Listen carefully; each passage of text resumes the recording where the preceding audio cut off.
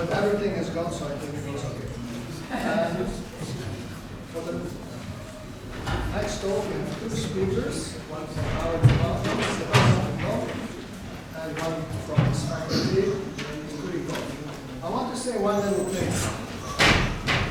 I think Sebastian doesn't like that, but 25 minutes ago, we received official word from the chair of the jury of his PhD.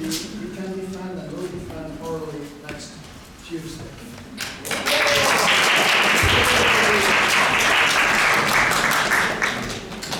Good afternoon, everybody. Thanks for the introduction. So just as Ben and Sarah did this morning, I think I should start this presentation with a disclaimer. So indeed, before you stand one very junior researcher, I can say that I'm the youngest presenter of this conference, and I don't consider this as an asset for this kind of Proto-Bantu reconstruction topic. And my co-presenter is a renowned typologist and an expert on voice and Indo-European. So I don't think that, especially I don't have the competence or the experience or the background to say anything groundbreaking about Proto-Bantu or to solve big puzzles about it.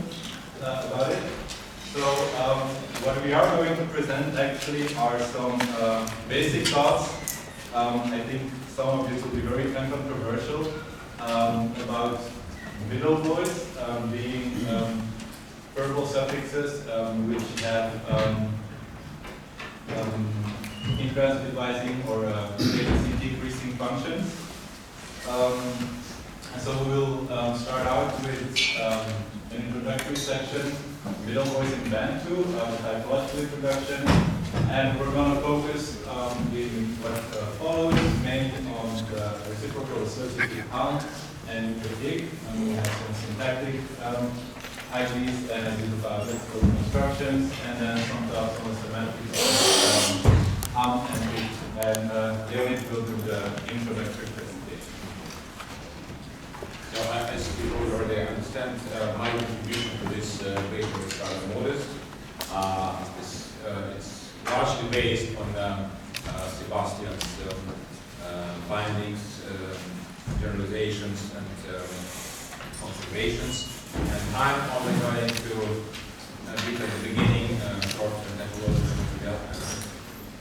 introduction to familiarize the audience with some main issues of the middle voice, one of the most tricky and complex verbal categories. So what about middle voice? First of all, what is voice? To put the settings properly. Morphological voice is a verbal category associated with sometimes just one, but usually a number of syntactic patterns.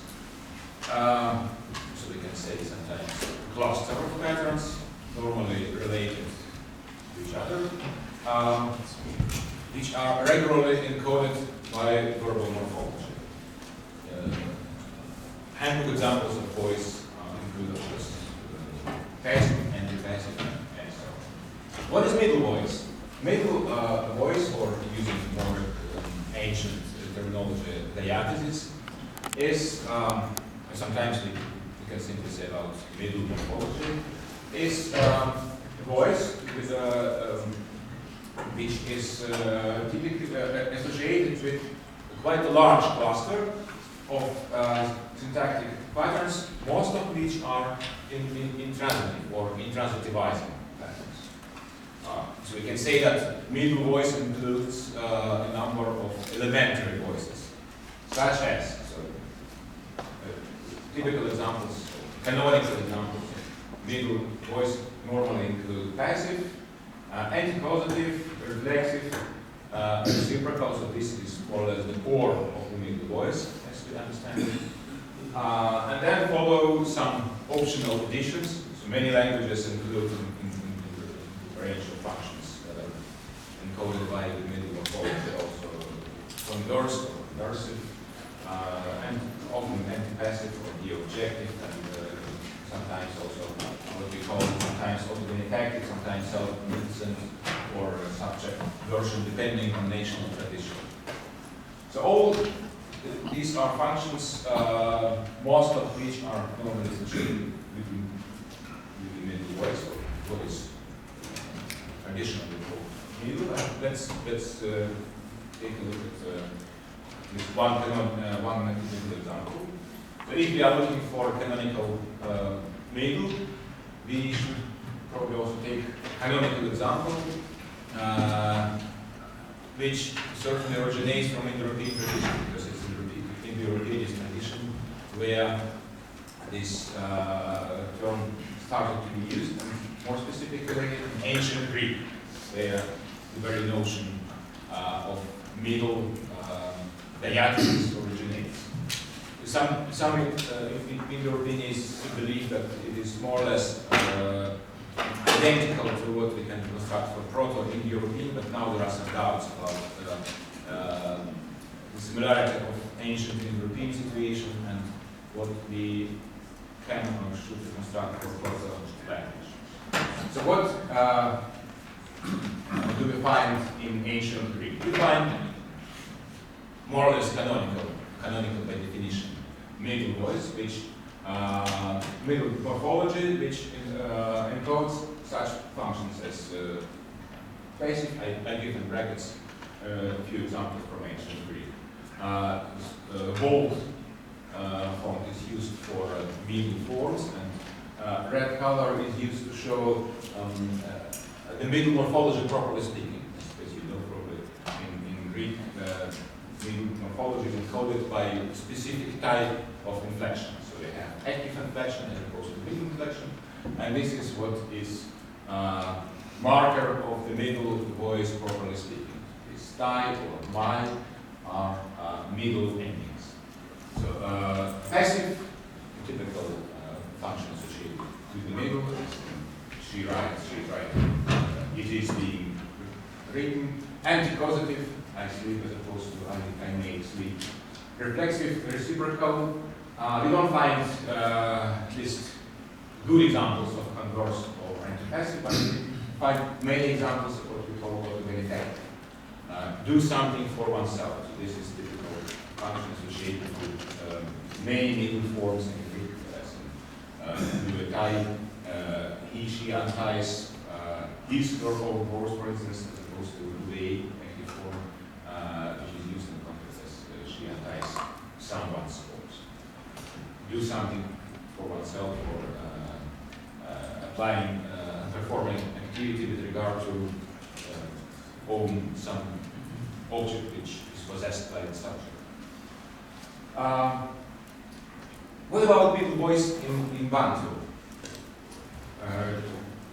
Do we have good reasons to believe that there is middle voice, at least in some Bantu languages? So why can we use this term? Indeed, if we look at the inventory of morphemes associated with the functions normally connected with the middle voice, we find that there are several morphemes, not just one of those, many of which show some polysemy, which is already a reason to call them middle morphemes, or at least something like quasi-morphemes.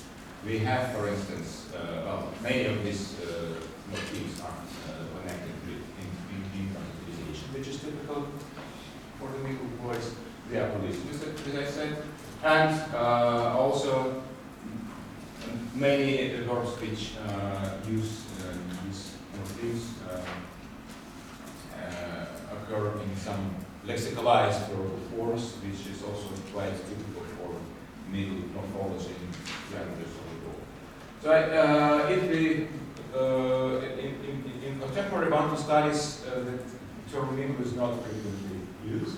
But if we look at Bantu scholarship of the 19th century, we find quite many grammatical descriptions where the term middle was quite extensively used, as for instance in this description of East Congo, where he mentions, for instance, the suffix uk. which is associated with what we now call anti-causative in topological terms. And of course, he mentions quite rightly that this morphology can be called, according to tradition, middle voice. He also mentions some other morphemes, such as arm, which is examples to tear to rent, to become rent, to get stored. Also, range of functions which can be located on some sort of continuum between anti-causative, agentless, passive, potential passive, and so on. It's of course not the only grammatical description which used of this time, which used the term middle to find this similar terminology, for instance, involves description of Inga, mediale Bedeutung, here for another suffix, aula, which corresponds to what we now typically call extensive. We find this term in the middle of the 20th century, in Gamann's description of Vangali. But I must say that by the end of the 20th century, or let's say in the second half of the 20th century, the term middle was practically out of use in Bantu scholarship. A few exceptions which where we still could find this, can find this term include, for instance, Castell's study on Svana, where he mentions the term middle, moyen in French, which covers the functions of, in fact, three different suffixes. In fact, he is talking not about middle voice properly speaking, but rather about middle domain. That is the area of verbal morphology, which typically is associated with a canonical middle. He mentions reflexive, reciprocal, and decausative or anticausative, what is called neutral in Bantu tradition.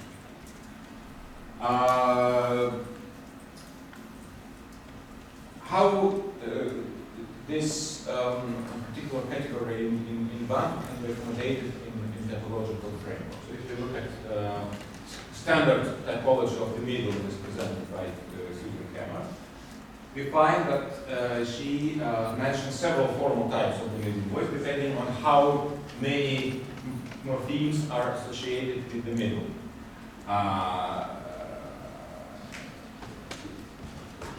The simplest type is, of course, one form middle system. It is the language which has only one middle morpheme, as for instance in the case of German, where we have just one middle particle, Z. Then we have two form cognate systems, as in Russian, where we have next to middle, properly speaking, synchronically attested and formally related another morpheme, which is also associated with some of the functions of the middle voice, in this case with reflexive, which is, by the way, very often the source of morphology in language.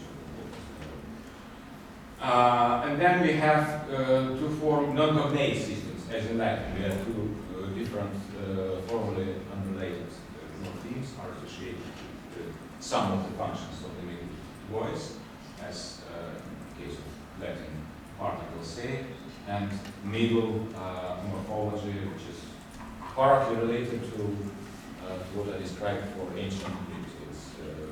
It's another reflex of the middle morphology of the proto-language, which is presented in ancient Greek much more broadly. In Latin, we have much more limited system of functions associated with this middle morphology. So what about Bantu? Apparently we find in Bantu languages a system which is not mentioned by Kemmerer in topological classification, because we have more than two units associated with the functions of the Middle domain. We have, for instance, one morpheme which is basically reflexive, but next to reflexive function. Also shows some other uses typical for Middle domain. We have another which is basically the reciprocal, but may also be used in some languages, at least in reflexive or generally middle uses.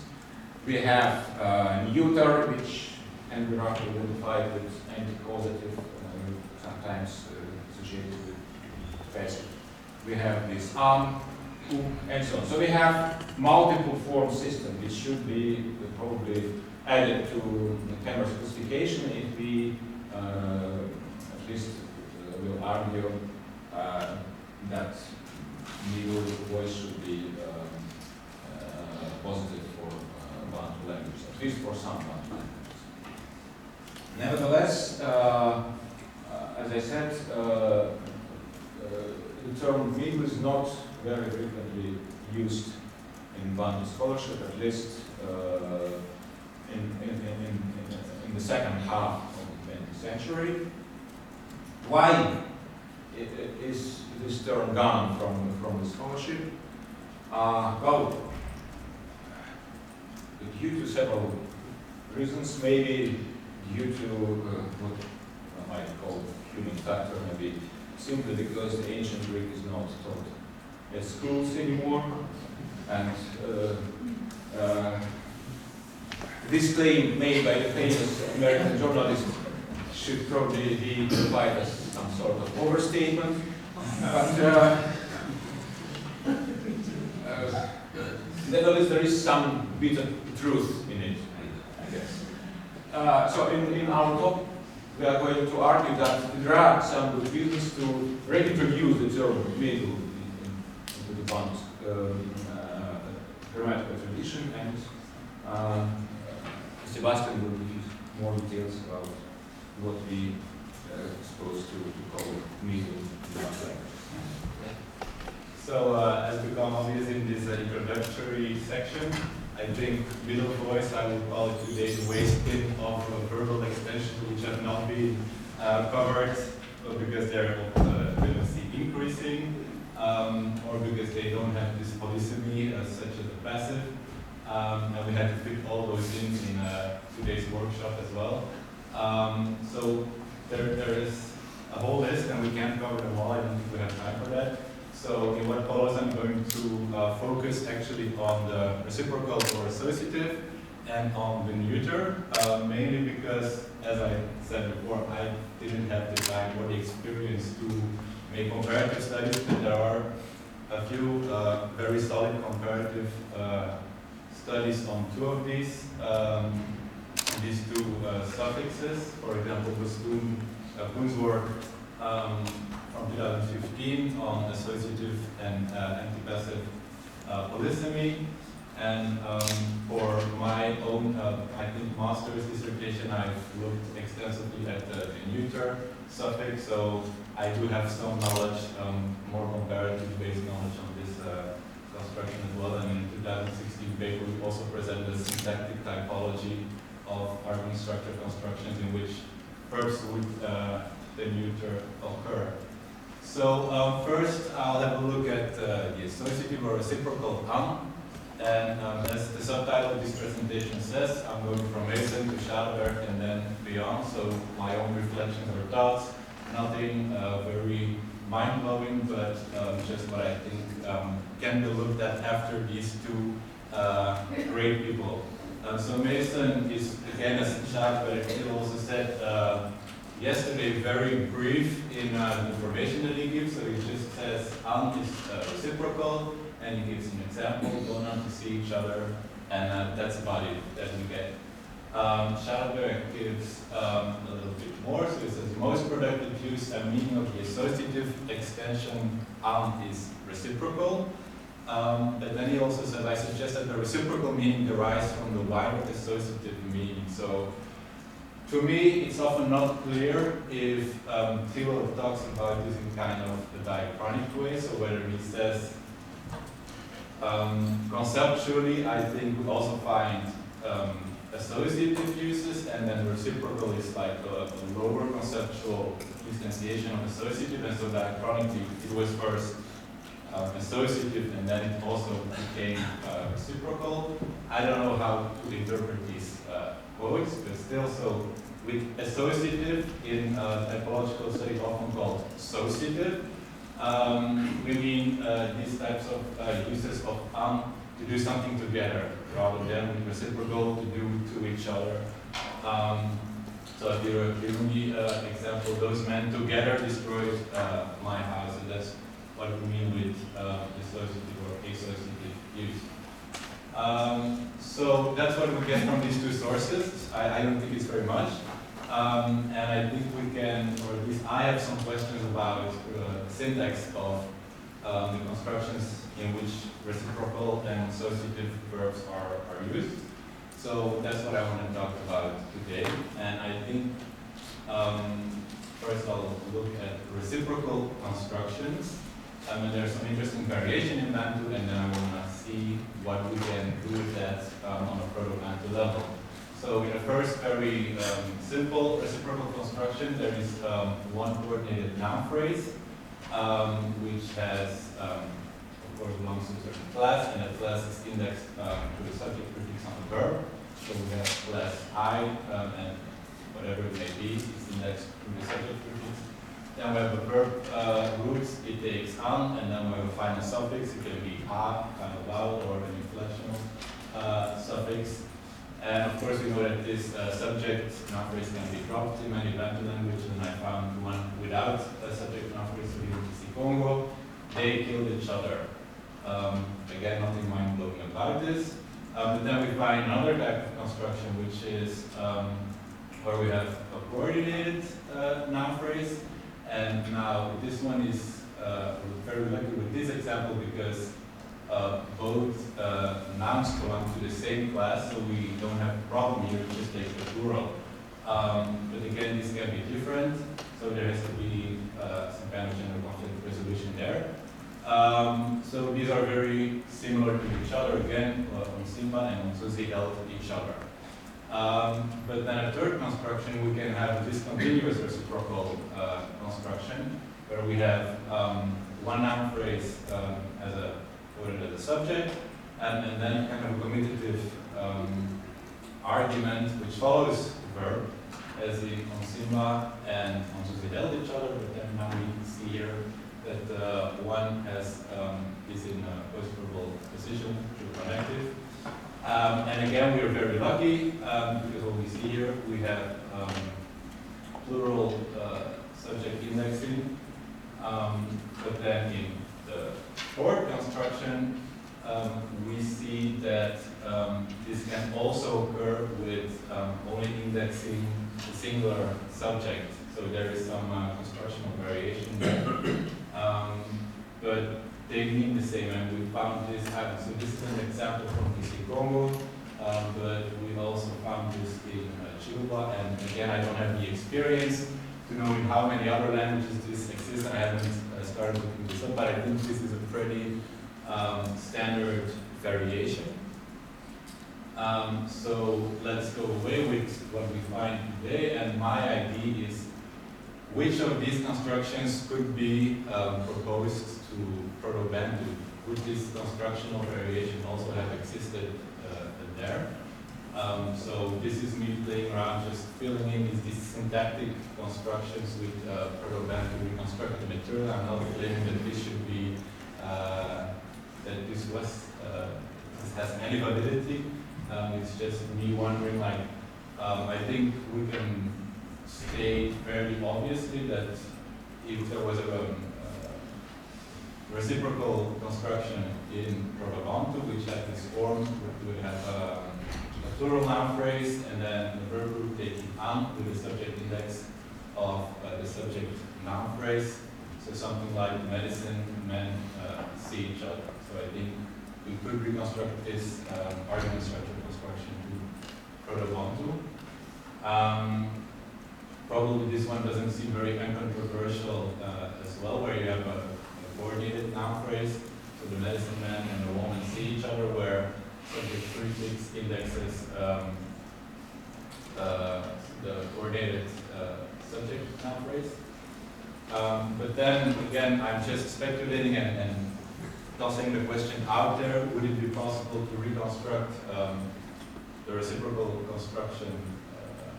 I think the pointer stopped working. Anyway, so construction 3, where we have this discontinuous reciprocal. So where we have first of all plural subject agreement on the verb,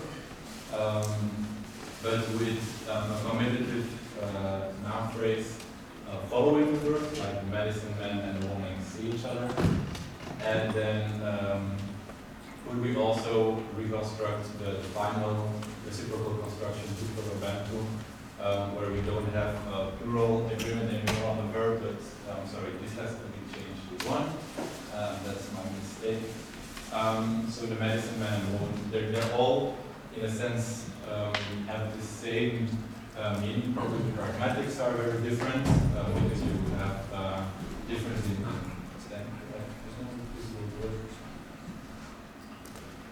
or just for the pointer. Yeah, okay. This is getting confusing. So there where you only have one, the logic, no, so the syntactic subject index on the verb. And so also what I haven't found in the literature is, of course, this question of gender conflict resolution, and that if we would propose that Proto-Bantu had these 2 strategies, supposing that, for example, we would have the snake and the man see each other, how would we say that Proto-Bantu solved the problem of these 2 noun phrases belonging to another class? I know that resolution in class 8 has been mentioned or observed in a few languages, but again, I don't think that there's any reconstructive work that has been done on this. So again, throwing out stuff that we can still do in relation to these suffixes. And then also semantics, again, thinking about very cognitively non-challenging ideas. We can definitely assume that in Proto-Bantu one could derive a reciprocal from the verb to see each other, whereas this might have been pretty weird to say in Proto-Bantu, to fish with a line, though. It would be a pretty weird story where one would say that they fished each other with a line, just because the semantics kind of restrict to make this a reciprocal derivation. And the same with, for example, the verb to swell. It would be very weird in Proto-Bantu to be able to say we swell each other. So if we kind of reconstruct the grammar of Proto-Bantu, I think we can put these kind of restrictions in there. But of course, and this has already been mentioned today, I think by Sarah, that we have to be very careful because when we're talking about semantics, the reconstruction of BLR, and this has also been noted by Kuhn and moreover, while the forms are really reconstructed, in BLR3 the meanings are not. The French and English translation feels reflect the present-day cross-linguistic polysemy of an etymon rather than its reconstructed meaning. So if we would like to say more about it, I think we need to have careful reconstructions of Proto-Bantu verb semantics. There are some slides missing here, so then I'll leave it. I was going to talk about particular cases where you have lexical reconstructions with the reciprocal, and these were usually, or we can relate these to what we would call inherent reciprocal verbs, or natural reciprocal verbs such as fight each other, or yeah, this kind of slide has disappeared somewhere along working on the presentation. Okay, so we go to the associative use of the reciprocal, or this suffix. And again, what we find is that in contrast to the reciprocal, which really derives an intransitive verb root, the associative use of this suffix doesn't really have an impact on the valency or transitivity of the verb. So, for example, in Kirundi we have those women dance together with an intransitive construction, things. So again, what we have as a structure is we have a subject-noun phrase in a certain class, and this class is indexed or for reference on the verb. And then switch. We have a transitive associative construction, such as those men destroyed my house, and then here we have what we call an object argument following. So, and then again, those men destroyed my house with the subject-noun phrase for reference on the verb. And I'm just going to ask the same question. So in Proto-Bantu, if we assume that associativity was a use or a meaning of this suffix, could we also propose these argument structure constructions? Can we reconstruct them to Proto-Bantu? So very, I think, uncontroversial. Could we say something like the women dance together? So where we just have associative construction with a subject. Always a plural subject, of course, because you cannot do something together on your own. And then also the next one. So together, the women call the children, where you have an object argument following the verb. So again, these are the two logical constructions that you could have with associativity. And then again, I think fairly uncontroversial, but it's never been written down in an article or published. Like, can we reconstruct these argument structure constructions to Proto-Bantu? And yeah. So maybe here are the lexical reconstructions that I want to talk about for the reciprocal use. Yes, I found them. Nice.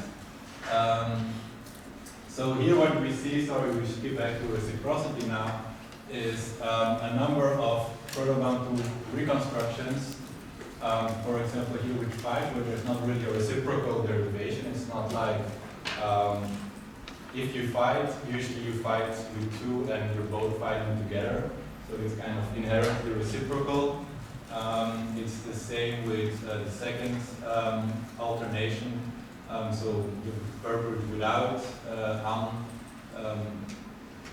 again, we're looking at the lexical translation here, and they're not really translations, but again, we see that there is not really a reciprocal derivation between there. The same for this set of verbs with pu, wananan, and tuan to resemble each other. And then there are some where there is no reconstructed alternative or non-derived verb root. Now what these have in common, again, is that they're all inherently reciprocal. This already kind of lexicalized Proto-Bantu instantiations of the suffix. And then there are a few which don't really fit into this semantic class of inherently reciprocal or associative verbs, such as to become, honor, to reach, and to abuse. And I don't really know why or this suffix is there, if it's related to the associative reciprocal. And then we continue to the second kind of major suffix that I want to talk about, which is the neuter ik. So Meeussen has a little bit more to say than what he says about associative. So he gives an example with it. So bonica or boneka being sight. And he said it has special limitations. It's found as a kind of potential. Although this is not really the potential translation, I think it would be better to be visible. With 2 perception verbs, see and hear. And it also frequently occurs with a semantic class of destruction verbs. such as split, break, tear, and some others. Thilo gives some more information, but kind of rewording of Meeussen. He says again that this suffix is best represented with two semantic classes of verbs of construction. So this is from Meeussen, and then also experiencer verbs. But he goes on to say something very interesting. So he says that verbs with this extension indicate that the subject is potentially or factually affected by the action expressed by the verb. I think this is kind of a strong statement, because how affected are you with experience of verbs? If someone, the moon appears, I don't think that someone is really affected by the appearance of the moon. But he also says that the meaning of potentiality or factually being affected may be linked to a spectral meaning of the inflectional category. And he finishes off with to say that no agent is implied when you keep verbs, and it's typically impossible to express the agent. We'll see about that. So, as I told before, for a master dissertation, I went through a lot of grammars looking at what we found on, or what we can find on this neuter-ik, and what you usually get is something like this. So a lexical list of verbs, which doesn't say anything about the argument structure or syntax of the construction in which this appears. But then already you can see the potential use, which both of our guys talked about, to be eatable, but also to be hit. And in this kind of derivation, it's difficult to imagine that there's no agent involved. Like, how do you get hit if there's nothing hitting you or no one hitting you? So you have to define agents, or also to get taken, who takes you if there's no agent. I think that a nice classification of the construction types in which it is used is one in which we have, first of all, anti-causative constructions and agentless passive constructions, and I have examples of these. So what is the structure? First you have a singular noun phrase, of course, which is indexed on the verb. And usually it's impossible, as we say, to express what I would say is a prototypical agent. So you can say the twig broke yesterday, but you couldn't say the twig broke yesterday binary or something like that. And the agentless passive construction is structurally pretty much the same. But of course, here you can use verbs which have this kind of implied agentive meaning, such as cut and wash, which have, so in this case you would have a spontaneous change of state, whereas with a cut verb, something cannot be cut spontaneously or wash themselves. So structurally they're the same construction, but there is a semantic difference between the two. And then looking at this statement that agents cannot be implied, so we find all over the place examples where non-prototypical agents or instigators or something can actually be mentioned. So the wall broke by the wind or from the wind, so natural force. And also with a different type of verb, perception verbs, it's very common, and this is so a specific experiencer, so the child has been heard by Allison. So if you want to say anything or reconstruct any of this, I think these kind of weird or controversial constructions have to be taken into account. And then the second one is a potential passive, what they call like to be potentially affected. This mattress can be slept on, or the eggs break easily, and we see here a difference. This is typically conveyed with present transitive constructions, whereas this is more describing a state, so you use a perfective morphology there. And so again, the same question: can we reconstruct for ik verbs these syntactic constructions? So again, the stick broke or is broken, so we have unique ide, and we would probably be able to say this with a present tense.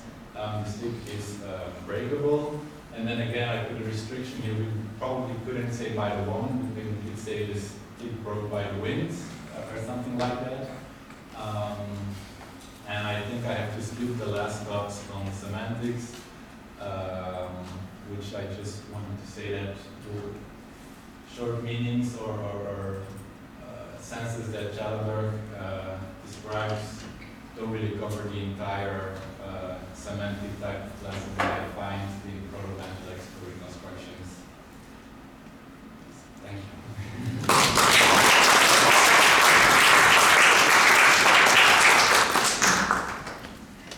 In order not to annoy the boss, one question.